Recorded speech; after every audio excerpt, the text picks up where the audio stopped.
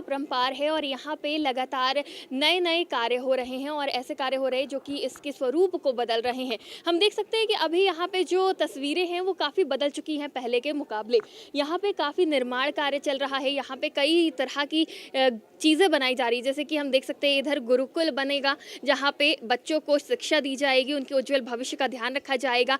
तो वहीं सामने गौशाला का निर्माण कराया जा रहा है और उधर हम उसके आगे देख सकते हैं कि वहाँ पे अन्नपूर्णा रसोई यानी कि भंडारे का आयोजन होता है। तो यहाँ की तस्वीर लगातार बढ़ रही है और यहाँ के पीठाधीश्वर धीरेन्द्र कृष्ण शास्त्री जी द्वारा ये सारा काम कराया जा रहा है। यहाँ पे आने वाले श्रद्धालुओं का भी पूरा ध्यान रखा जाता है, उनकी सुविधा के लिए भी कई काम किए जा रहे हैं।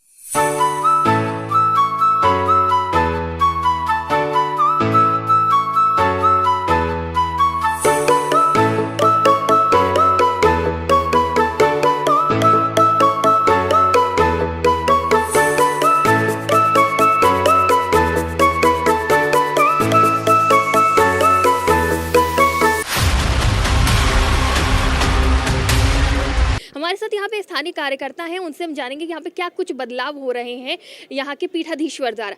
तो सर, आपका नाम? उमा शंकर पाठक जी। जिस तरह से यहाँ पे बदलाव हो रहा है तो किस किस तरह का बदलाव किया जा रहा है, किस तरह से यहाँ के क्षेत्र को और विकसित किया जा रहा है, सौंदर्यीकरण किया जा रहा है? यहाँ पे पहले तो धाम पे कुछ नहीं था। जब से महाराज जी का आगमन हुआ धाम पर तो बहुत कुछ विकास हो गया है।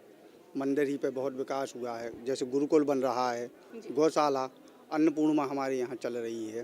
तो लाखों भक्तों श्रद्धालु आते हैं, दर्शन करते हैं, 10 दिन आते हैं। ज़्यादातर भीड़ भाड़ हमारे यहाँ मंगलवार और शनिवार को रहती है। जैसे अन्य दिनों में तो कम आते हैं, लेकिन 2-4-10 हज़ार पब्लिक तो आती रहती है।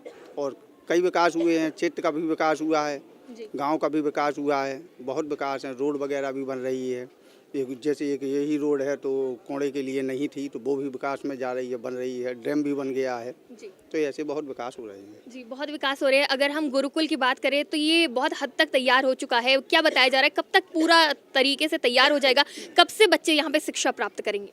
लगभग मान के चलें अपन पिछली साल तक तैयार हो जाएगा, क्योंकि व्यस्तता भी बहुत रहती है तो इसलिए थोड़ा काम लेट हो गया, लेकिन अगले साल तक बन जाएगा जी। तो यहाँ के पीठाधीश्वर खुद हर एक चीज़ का ध्यान रखते हैं, वो खुद निरीक्षण करते रहते हैं समय समय पर इन सब चीज़ों का?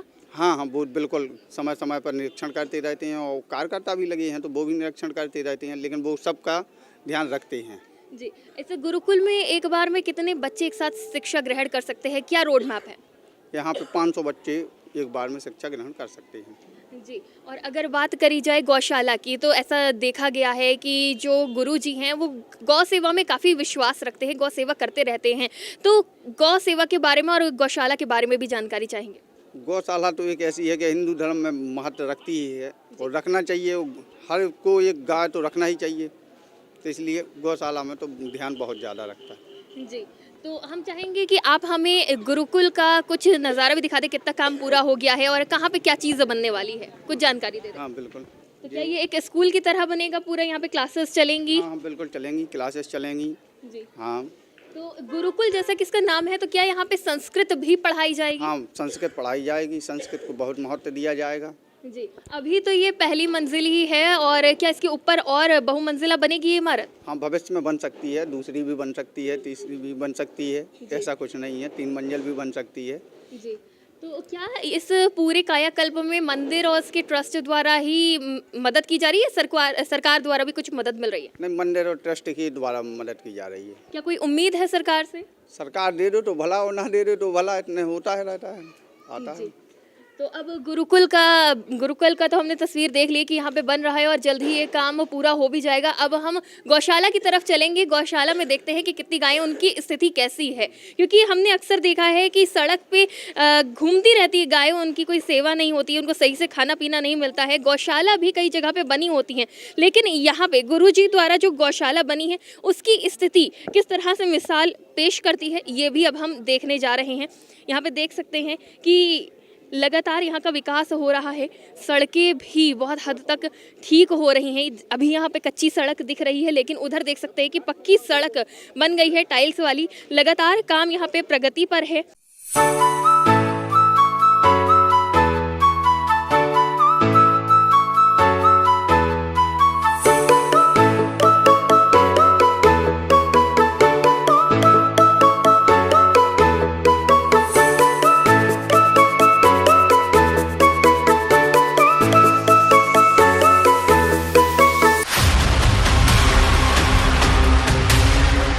गौशाला की तरफ अब हम चलते हैं। इस गौशाला में कितनी गायें हैं अभी तक? अभी तक तो 4 गाय हैं। 4 गायें हैं। हाँ। और बाकी बैल? बैल तो अब नहीं है, तो वे छोटे बच्चा हैं। छोटे बछड़े हैं। खुद गुरुजी इनका ध्यान रखने आते हैं यहाँ? हाँ, गुरु जी स्वयं आते हैं। भोजन कराते हैं? हाँ हाँ, भोजन कराते हैं। जिस तरह से गौ सेवा का काफ़ी महत्व है हिंदू धर्म में, सनातन धर्म में, और देखा भी जा सकता है। हालांकि ये छोटी सी यहाँ पे गौशाला बनी हुई है, छोटे छोटे बछड़े भी हैं, बाकी गाय उनको छोड़ा गया है अभी बाहर ताकि वो थोड़ा बहुत चर सके। और गुरुजी खुद यहाँ आके पूजा पाठ भी करते हैं, इन बच्चियों को खाना खिलाते हैं। यहाँ पे गौ सेवा के लिए महाराज जी भी हैं, तो महाराज जी से भी अब बात कर लेते हैं किस तरह की यहाँ पे व्यवस्था है। देख सकते हैं उस कोने से लेके उस कोने तक, एक छोर से दूसरे छोर तक जितनी बड़ी गौशाला बनी है, साफ सफाई का बहुत ध्यान रखा गया है।